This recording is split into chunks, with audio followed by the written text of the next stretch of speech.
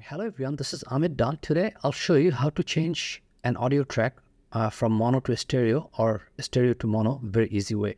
So what happened in the past, I used to do this difficult way, which would be like going to the audio track and right clicking on it and then clicking on clip attribution and then select the audio tab here and then changing here, which is a little bit complicated and time consuming.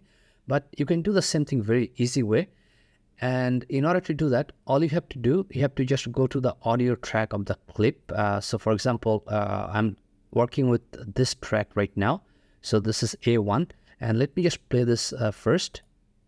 If you do that, then it's just going to kind of like, selecting.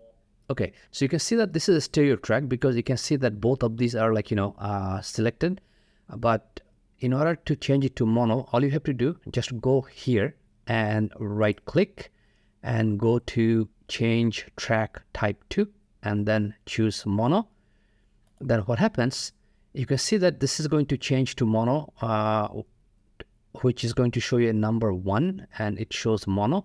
And if you play here Or part of that page, okay, and then if you let it go, then in order to take notes, now we can see that there's only one bar, so there's no two bar. That means that it's playing mono right now. Now if I would like to change this whole audio track to stereo again, so all I have to do, right click, change track type to stereo, and then you can see that it changed to stereo. And if I play now, then you see that the two tracks are back. So this is a very simple and easy way to change mono to stereo and stereo to mono in DaVinci Resolve.